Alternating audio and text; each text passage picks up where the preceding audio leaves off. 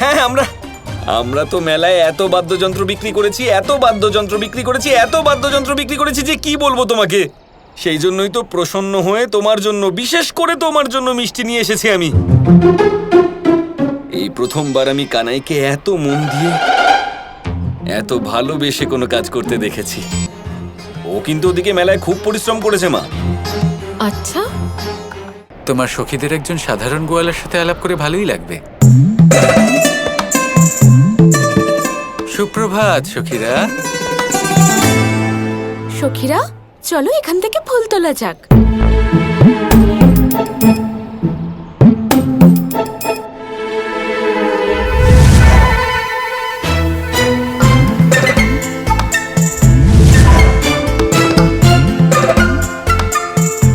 লক্ষ্মীর দ্বিতীয় নাম মায়া।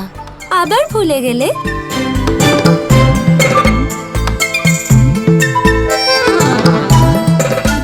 তবে যতক্ষণ আমার মায়া আমাদের ঘিরে রেখেছে, ততক্ষণ সখী তো দূরের কথা, কেউ আমাদের দেখতে পাবে না। আর প্রকৃতিরও কোনো প্রভাব থাকবে না। হ্যাঁ ঠিক আছে, এবার না হয় তুমি জয়ী হলে, কিন্তু একটা কথা তুমিও ভুলে যাচ্ছ। গোপা দেবী সেজে আমি আগে থেকেই জেনে নিয়েছি তোমার স্বপ্নের রাজকুমারকে কেমন দেখতে। মায়া। রাধা, রাধা কোথায় গেল? রাধা, রাধা, এই দেখো, রাধা এখনো ঘুমোচ্ছে। সূর্য উঠে গেছে। রাধা ওঠো, রাধা ওঠো।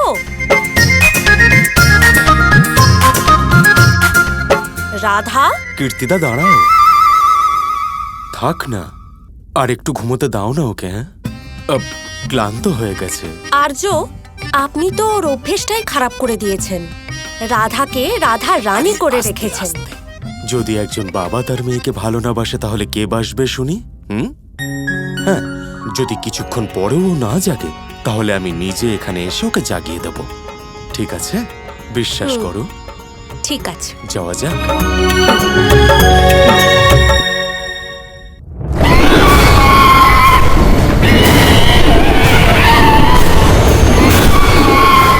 অনেক হয়েছে এই খেলা কৃষ্ণ, এবার তোমাকে সামনে আসতেই হবে। বকাসুর, ঝড় নিয়ে সব বর্ষণাতে সব কিছু ধ্বংস করে দাও। কৃষ্ণ যেখানেই লুকিয়ে থাক না কেন, সবাইকে সাহায্য করতে ওকে বেরোতেই হবে।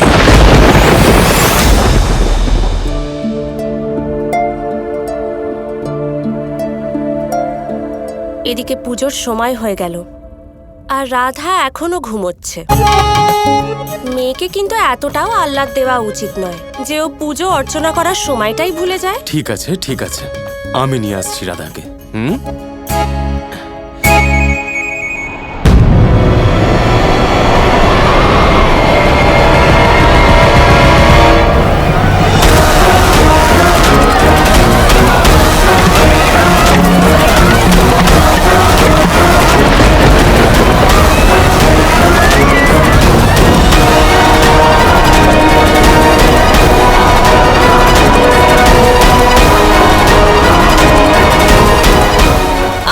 হঠাৎ এরকম ঝড় উঠলো কেন?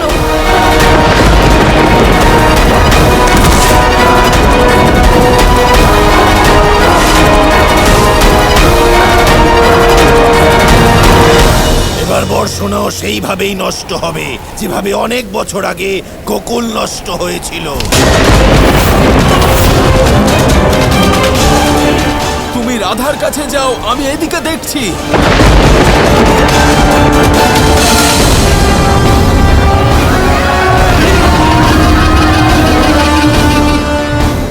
রাধা, রাধা, রাধা কোথায় চলে গেল? আর্য, রাধা ওর কক্ষে নেই।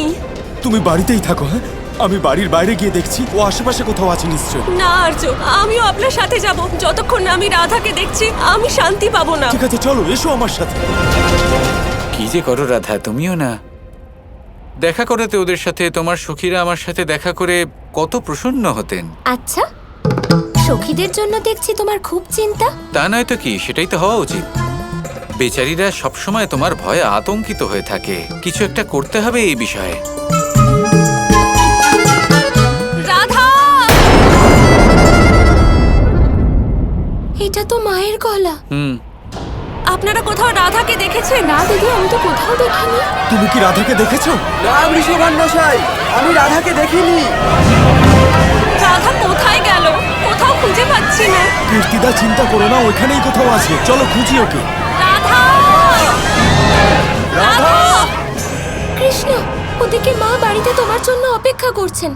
তুমি বাড়ি যাও, আমি সব সামলে নেব। না রাধা, আমার মা বাবা বৃন্দাবনে সুরক্ষিত। তোমার মা বাবা, তাদের সুরক্ষার প্রয়োজন আছে, আর সেটা আমি করব। কৃষ্ণের রূপে না হলেও গোপাদেবী রূপে করব।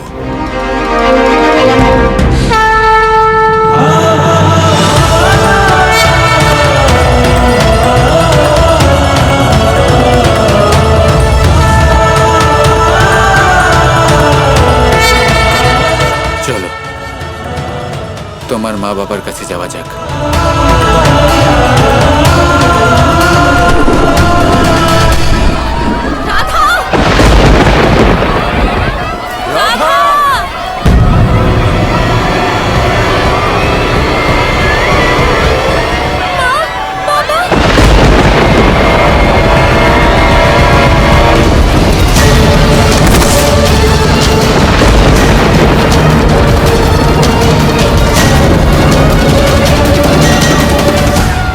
আপনারা কিছুক্ষণ থাকুন, আমি এক্ষুনি আসছি।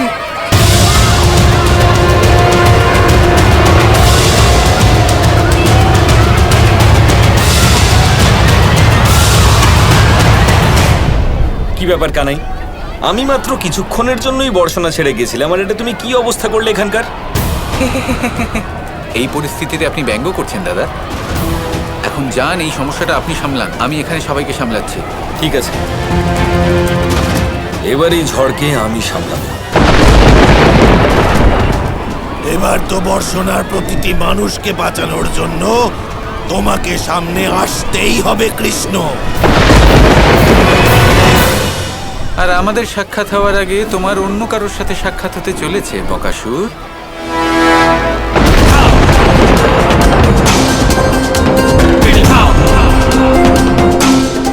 ও হো হো হো হো হো, এত বেশি উপদ্রব কেন?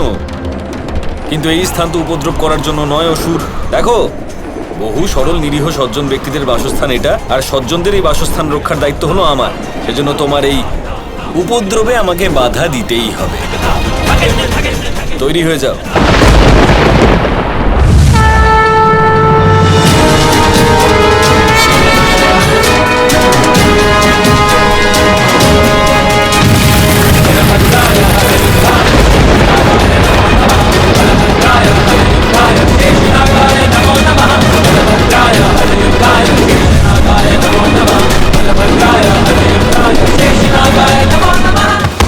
নিশ্চয়ই এটা কৃষ্ণের কোনো মায়া।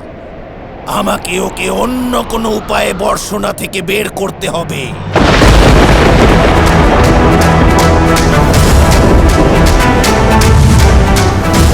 যাক, এই সমস্যাটা না হয় দূর হলো। এবার আমাকে কানাইয়ের কাছে গিয়ে খুব গুরুত্বপূর্ণ একটা প্রশ্ন করতে হবে।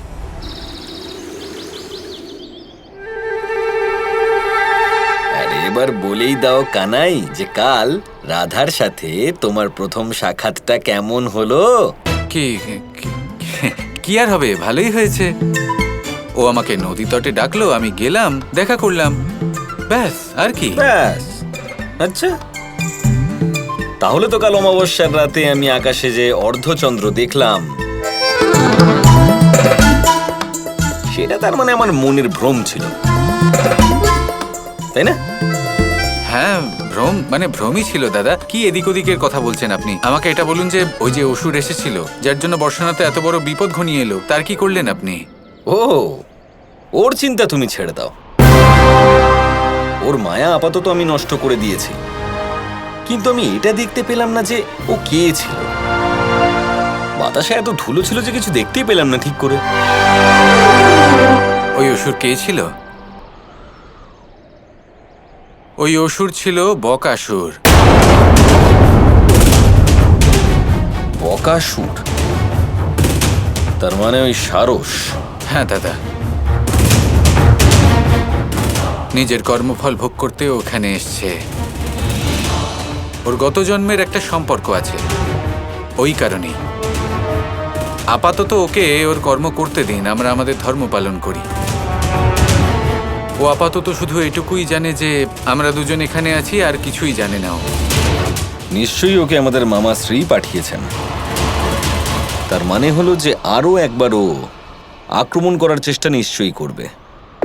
কানাই বর্ষণা কিন্তু আর সুরক্ষিত স্থান নয় থাকবার জন্য। তোমাকে গিয়ে রাধার সাথে কথা বলতেই হবে যাতে ওখানকার সমস্ত বাসিন্দা ওখান থেকে পালানোর জন্য তৎপর থাকেন। আমি কেন বলবো? আপনি তো নিজেও বলতে পারেন রাধাকে। হ্যাঁ হ্যাঁ, রাধাকেই কেন, শুধু গোটা বর্ষণাকে গিয়েই বলে দিচ্ছি। বরং সমস্ত সংসারকে গিয়ে বলে দিলে কেমন হয়? আপনার আর রাধার প্রথম সাক্ষাতের সময় এসে গেছে দাদা। তুমি সত্যি বলছো কানাই? রাধা আমার সাথে দেখা করবে? না, নিজেই দেখে নিন।